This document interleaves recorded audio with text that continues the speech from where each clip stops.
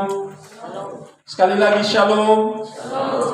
Ini saya ada di tengah-tengah orang muda atau ada di tengah-tengah orang tua? Shalom. Haleluya.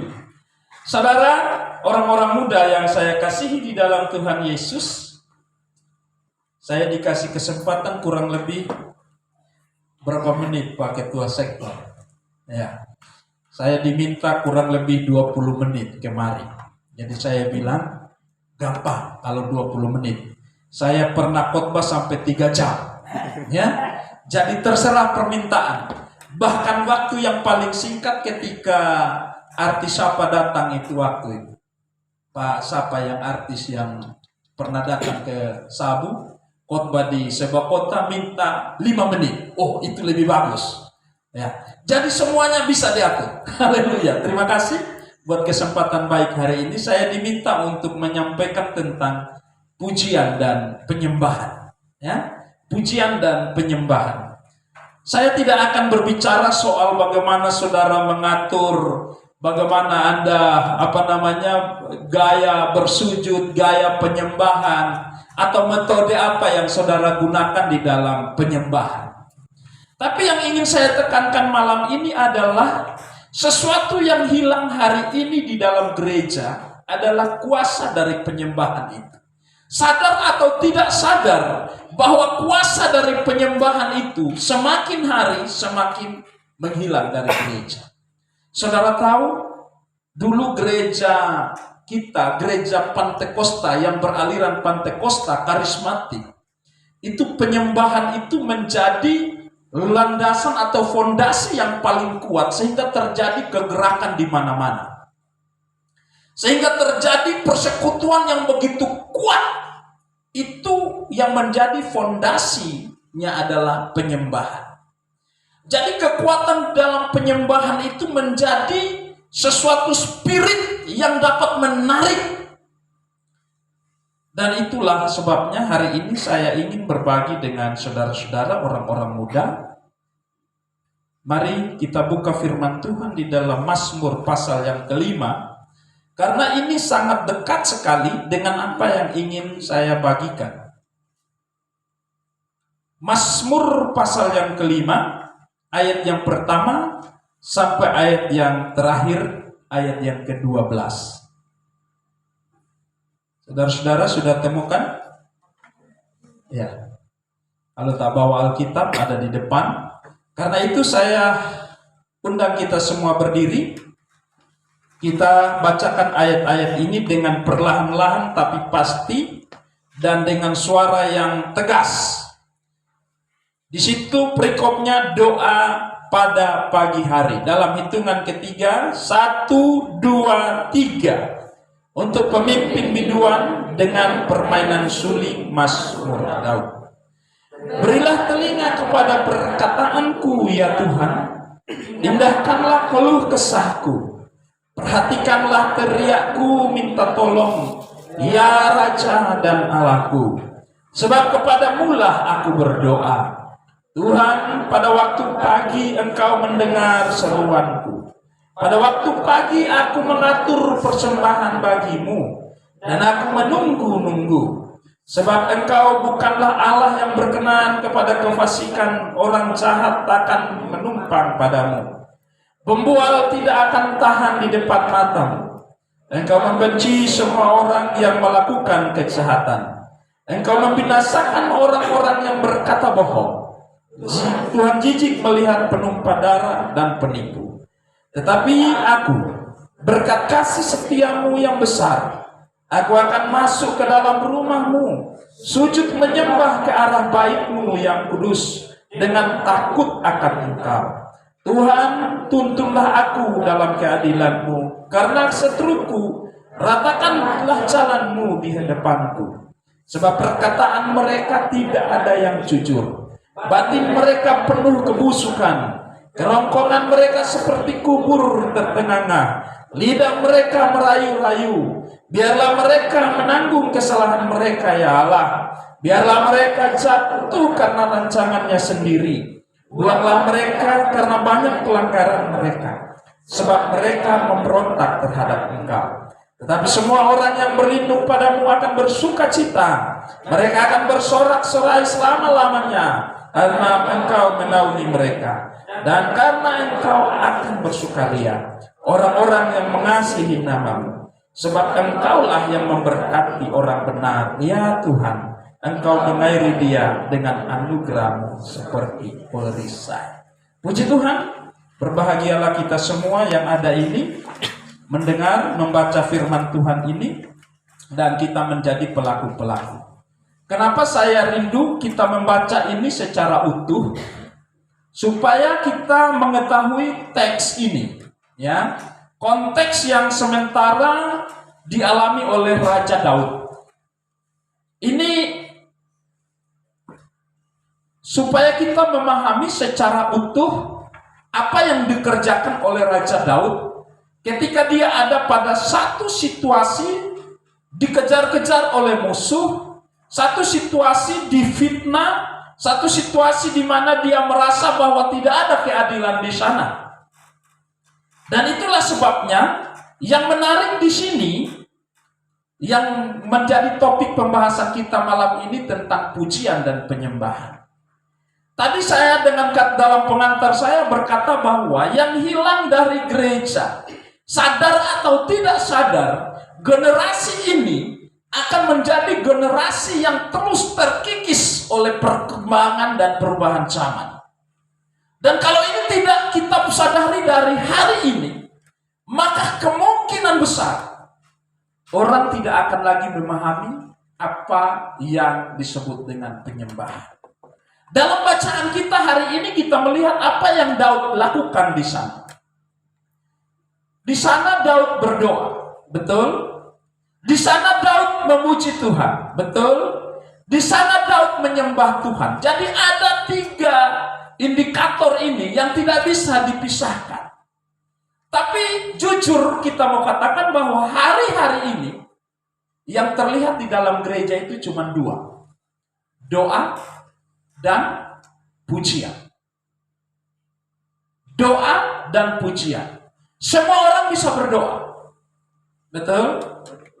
Saya memastikan itu bahwa semua orang bisa berdoa. Buktinya kemarin ketika seroja. Halo? Buktinya kemarin ketika seroja, orang berdiri dan berdoa. Padahal tidak pernah kita tahu bahwa dia bisa berdoa. Betul apa benar?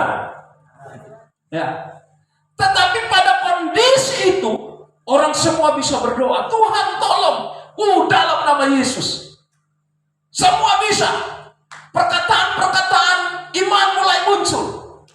Orang bisa berdoa pada saat genting. Lalu yang kedua, orang bisa memuji, menyanyi bagi Tuhan. Loncat-loncat, haleluya. Semua bisa dilakukan. Di gereja-gereja, semua orang bisa lakukan. Kita bangkit berdiri, mari kita lakukan pujian. Mulai menyanyi, sukacita. Kayak lagu yang loncat-loncat tadi. Sampai saya tidak bisa ikuti karena mungkin sudah perubahan. Saya punya lidah sudah agak kaku. Kalau yang muda-muda, enak. Saya sampai mau kejar ini kata-kata tidak dapat tadi. Ya. Itu enak, asik memang.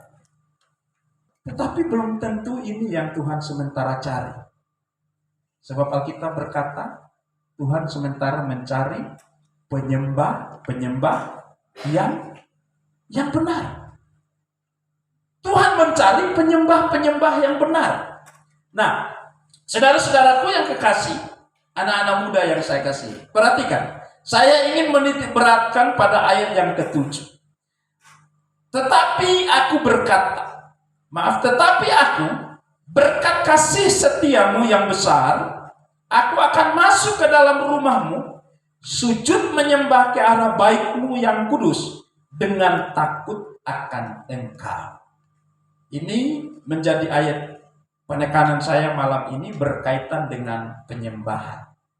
Jadi saya tidak mau mengajarkan sesuatu hal yang mungkin kita terpaut pada metode. Karena metode penyembahan masing-masing orang akan berbeda. Liturgi yang kita gunakan di gereja kita Itu adalah bagian daripada metode penyembahan kita kepada Tuhan. Jadi kadang-kadang ada orang yang berdoa sambil berlutut. Itu metode. Ada orang yang berdoa sambil mengangkat tangan. Itu metode. Ada orang yang berdoa sambil tidur-tiduran. Itu metode. Itu semua berbicara tentang hal-hal yang kita kerjakan berkaitan dengan penyembahan. Tetapi ini yang saya ingin sampaikan. Kenapa sampai orang mau menyembah? Kenapa sampai orang bisa menyembah? Sudah saya katakan, berdoa orang bisa, menyanyi orang bisa, tapi penyembahan ini belum tentu semua orang bisa. Kok bisa? Ya. Kenapa bisa demikian? Karena penyembahan ini ya adalah sesuatu kesadaran akan siapa kita dan siapa Tuhan. Sepanjang ini kita tidak tahu, maka sikap penyembahan itu tidak akan ada dan tidak akan lahir dari hidup kita. Jadi yang pertama, kita harus memahami siapa Tuhan dan siapa kita. Kalau kita pahami bahwa Tuhan adalah Allah yang berkuasa, yang berdaulat atas hidup kita, di situ akan muncul, akan bangkit penyembahan yang benar.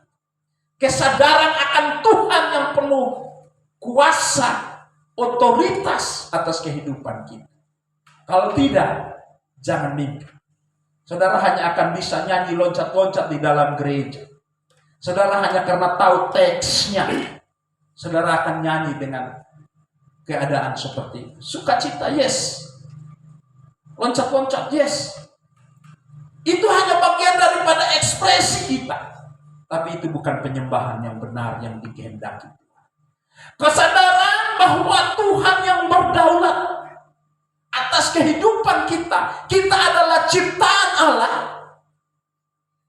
yang telah berdosa, yang tidak bisa berbuat apa-apa tanpa Tuhan. Maka ketika itulah luapan emosional dalam penyembahan itu akan bangkit. Ada sikap kerendahan hati di sana. Amin. Lalu yang kami teriak-teriak haleluya, haleluya di dalam gereja. Lalu yang kami omong tiap pagi, yang kami datang penyembahan, menyanyi di gereja, melayani Tuhan. Apakah itu bukan penyembahan? Kalau itu engkau lakukan dengan kesadaran, dengan penghormatan otoritas, engkau sadari bahwa itu adalah milik Allah, itulah penyembahan yang benar. Tapi ketika itu engkau lakukan hanya karena engkau punya talenta, hanya karena engkau punya skill, hanya karena engkau punya kemampuan yang tidak dimiliki oleh orang lain, karunia, dan itu tidak engkau lakukan atas dasar penghormatan tertinggi kepada Allah yang telah melayakkan engkau dan aku. Pada saat itulah engkau gagal menjadi penyembah-penyembah yang benar. Dengarkan baik-baik. Engkau yang diberi kesempatan untuk melayani Tuhan. Engkau yang diberi kesempatan oleh Tuhan dengan segala talenta dan karunia. Perhatikan ini baik-baik. Sadari bahwa itu semua adalah milik Tuhan dan itu semua adalah karena anugerah. Amin. Bukan karena hebatnya kita. Ini begini, siapa yang bisa seperti saya? Tidak bisa. Coba bayangkan. Begini-begini, siapa yang bisa? Semangat seperti Kak Steph misalnya. Tidak ada, lalu Steph pukul dada. Siapa yuk? Anaknya hebat. Disitulah kita gagal menjadi penyembah-penyembah yang benar. Amin. Jadi saya ingin di dalam penyembahan ini, saya rindu, kita semua rindu bahwa penyembahan ini menjadi penyembahan, menjadi dupa yang berkenan di hadapan Tuhan. Lagu yang kita lantunkan, lagu yang kita naikkan, boleh merdu, boleh bagus. Doa-doa yang kita naikkan itu boleh menjadi doa yang karena kebutuhan kita. Tapi itu tidak cukup. Kalau itu tidak lahir atas kesadaran bahwa Tuhan Yesus Kristus yang berdaulat atas kehidupan kita. Dengarkan baik-baik, hai generasi.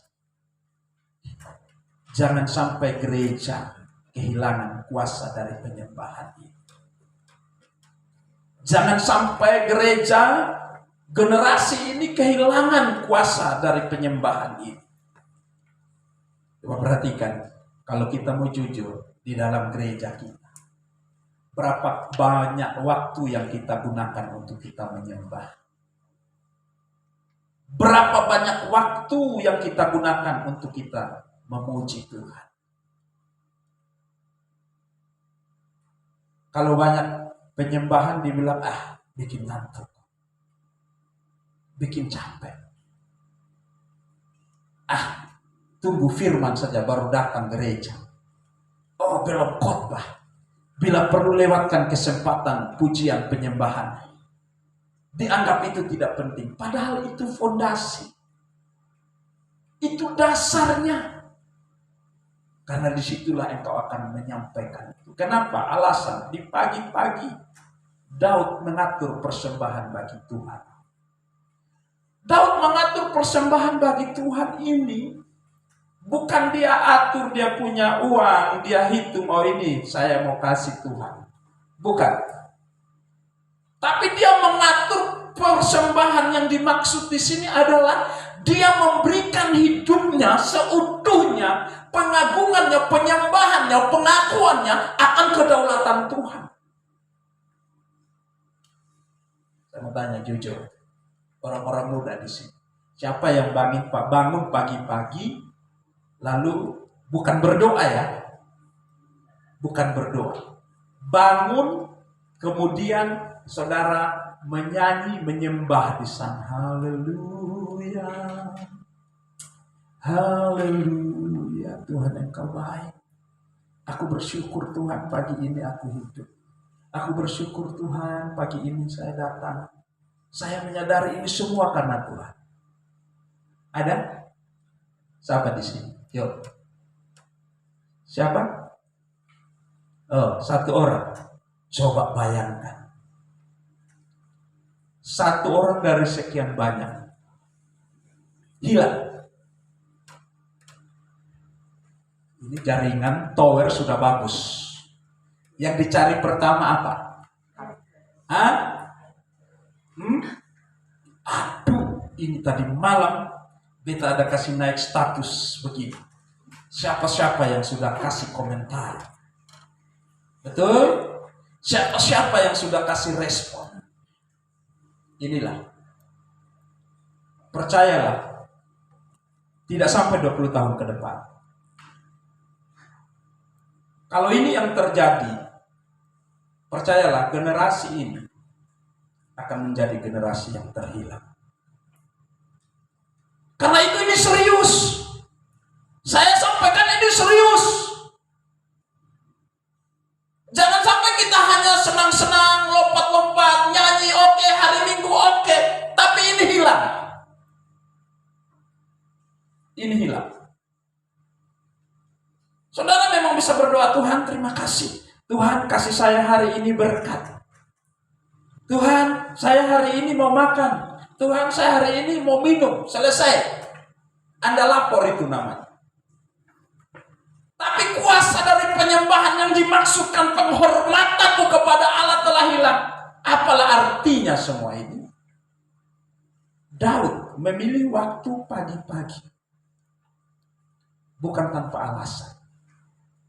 Karena pagi hari itu adalah awal dari sebuah kehidupan baru bagi Daud. Dia sadar. Dia bukan hanya berdoa. Kalau saudara perhatikan dari ayat sebelumnya, dari ayat 1 tadi. Itu memang ungkapan-ungkapan harapan-harapan dia dalam doa-doa.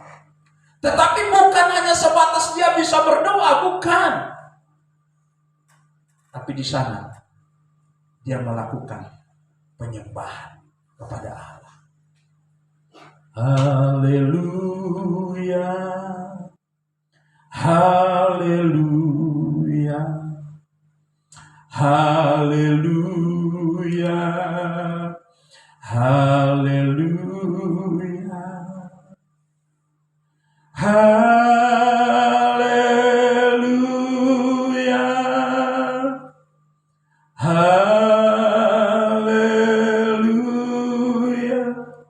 Enak kedengaran. Kalau itu yang kau lakukan dari hati bahwa benar-benar ini rasa hormatku Tuhan. Aku tahu Engkau yang berdaulat atas hidupku. Itulah penyembahan yang benar. Tapi Kak, saya kan bisa nyanyi. Kak, saya kan singer.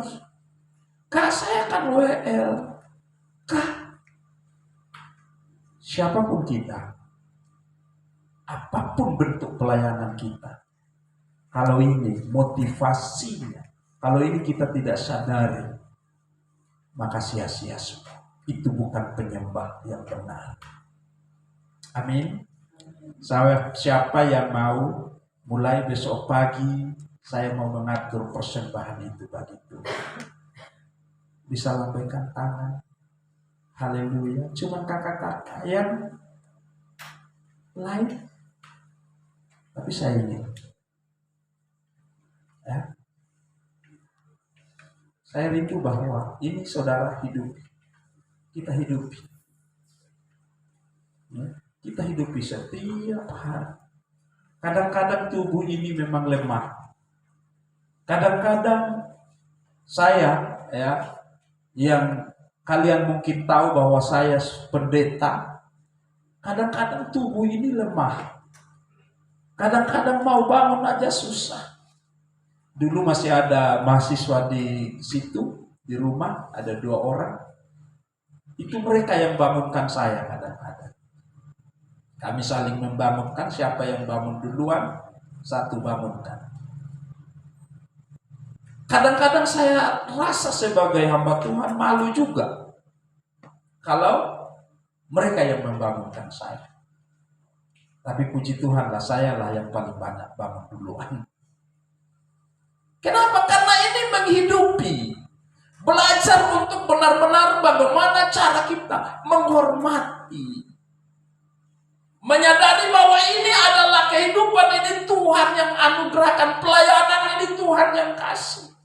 Bukan persoalan you bisa menyanyi dengan bagus. Bukan persoalan bagaimana you bisa berdoa dengan baik. Bukan. Kadang-kadang orang suruh berdoa aja, susahnya minta ampun. Kenapa? Karena dia pikir dia pun kata-kata sondai bagus toh. Dia mesti susun dia pun kata-kata supaya Bapakku yang baik. Sebisa mungkin dia baca puisi buat Tuhan Yesus. Tapi itu bukan itu, esensinya bukan itu. Ada yang lebih penting dari itu sebetulnya. Makanya ketika sebelum engkau berdoa saja, sesungguhnya Tuhan telah tahu. Kenapa? Penyembahan ini yang sangat penting.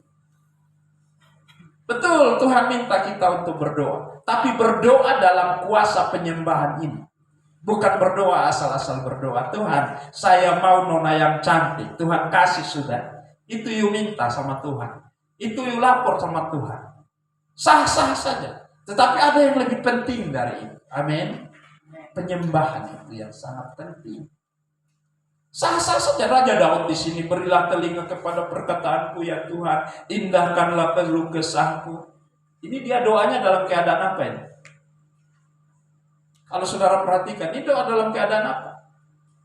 Ini hatinya lagi gundah gulana, lagi galau dia. Tapi pada akhir di ayat yang ke-7, dia bilang begini, tetapi aku berkat kasih setiamu yang besar, aku akan masuk ke dalam rumahmu. Lalu apa di sana? Sujud menyembah ke arah baitmu yang kudus dengan takut akan Engkau. Sujud menyembah. Ini bukan hanya bicara soal metode tadi, bukan. Tapi hatinya ini yang terpaut dalam kerendahannya kepada Tuhan. Ini yang menjadi catatan penting bagi kita. Jadi itu yang pertama. Lalu yang kedua, apa di sana? Bentuk penghormatan kita kepada Tuhan. Kalau tadi kita sadar bahwa Tuhan yang berdaulat atas kehidupan kita sehingga kita sehingga kita melakukan itu. Sekarang yang kedua ini adalah bentuk rasa hormat kita kepada Tuhan.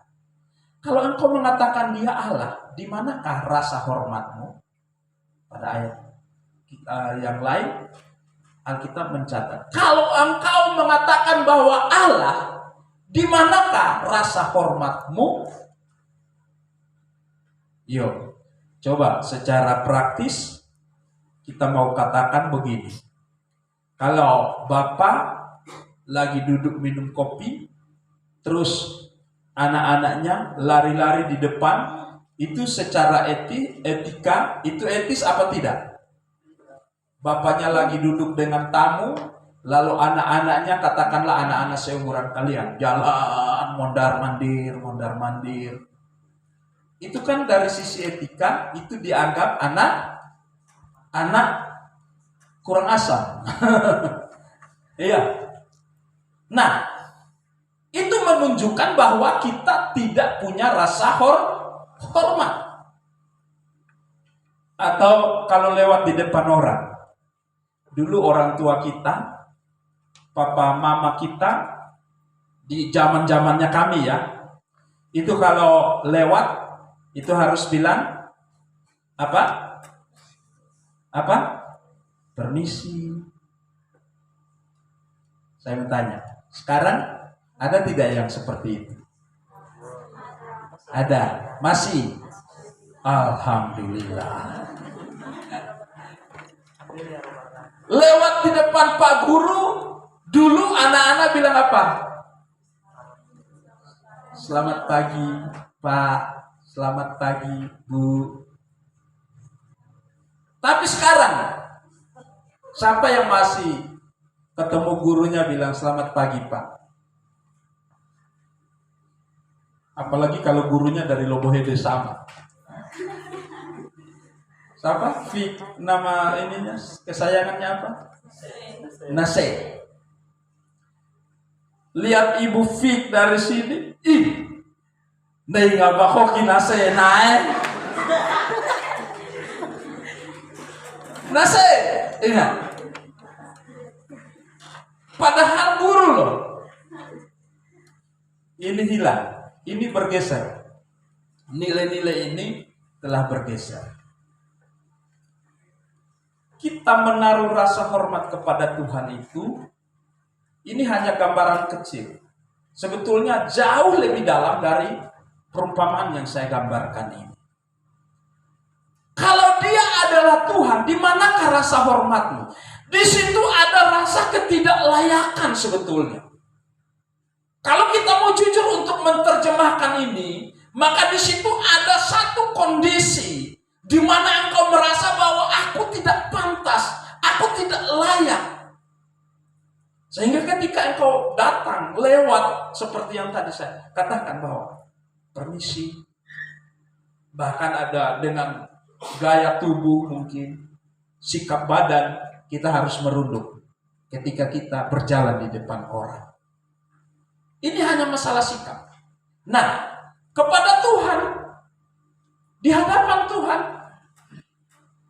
ketika ini terjadi, rasa hormatmu itu kepada Tuhan, maka penyembahan itu akan lahir di sana. Sebab di sana engkau dengan segala kerendahan hati akan berkata, ku tak layak. Ku tak layak. Ku tak layak jadi hamba-Mu. Ku tak sempurna di hadapan-Mu. Ini merasa bahwa kita bukan apa-apanya, sehingga ada rasa hormat di sana. Kalau katakanlah ada bupati datang ke tempat kita, di rumah kita, itu kira-kira seperti apa sikap kita? cepat-cepat, mama, ayo cepat, bikin kopi, bikin teh. Kita lewat, tunduk. Ini sebetulnya gambaran kecil daripada rasa bentuk penghormatan kita. Nah, ini kepada Allah yang tadi dia punya otoritas, yang tadi dia berdaulat penuh atas hidup kita, yang bisa mencabut kapan saja nyawa kita. Lalu di sini kita diminta bagaimana menghormati, bagaimana rasa hormat kita kepada Tuhan. Tuhan, tuntunlah aku dalam keadilan-Mu, karena seteru ini musuh Daud. Tuhan, tuntunlah aku dalam keadilan-Mu. Ini ungkapan Raja Daud ini bukan secara kita bisa melihat secara gamblang begitu saja, tapi ini ada maksud di dalamnya. Sikap hatinya, penghormatannya kepada Tuhan akan sangat berbeda ketika orang menyadari bahwa saya kan bisa, mampu tanpa Tuhan juga melakukan segala sesuatu dengan mengandalkan kekuatan. Pada akhirnya itulah sebetulnya kita sementara kehilangan penyembahan yang benar kepada Tuhan. Tuhan tidak menghendaki itu. Saudara, apa yang kita lakukan hari ini? Apa yang hari ini kita lakukan? Apakah ini yang sementara dicari Tuhan bagi generasi ini? Tuhan tidak hanya sekedar mencari pendoa-pendoa, bukan. Banyak orang bisa berdoa. Tuhan tidak sementara mencari pemuji-pemuji, bukan. Tapi Tuhan sementara mencari penyembah-penyembah yang benar. Kembalikan ini. Kita mungkin bisa memuji Tuhan. Kita mungkin bisa melayani Tuhan dengan talenta-talenta yang ada pada kita. Tetapi bukan itu yang Tuhan cari hari ini. Yang Tuhan cari adalah orang-orang yang memiliki hati penuh kerendahan hati, menyadari dan engkau mengembalikan penyembahan yang sesungguhnya itu hanya bagi Tuhan. Bukan yang pukul-pukul dada. Saya mampu, saya bisa, saya tanpa doa juga. Pokoknya saya tampil saja. Kipas pi, siapa yang bisa ke beta toh? Sudah ada. Sudah. Hati-hati.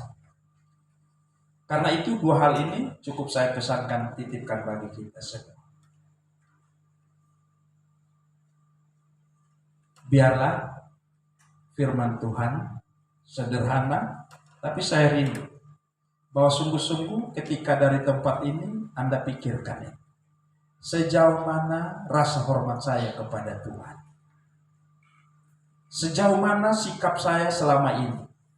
Apakah saya telah melayani Tuhan dengan benar? Hari Minggu saya masih khotbah di tempat saya.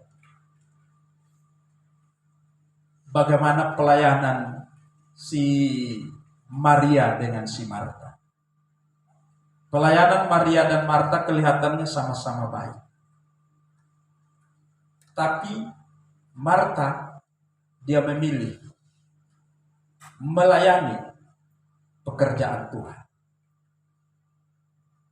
Tapi Maria memilih melayani Tuhan. Ada beda. Melayani Tuhan dengan melayani pekerjaan Tuhan. Melayani Tuhan, mengatur persembahan kepada Tuhan seperti yang Raja Daud lakukan setiap pagi. Itu melayani Tuhan.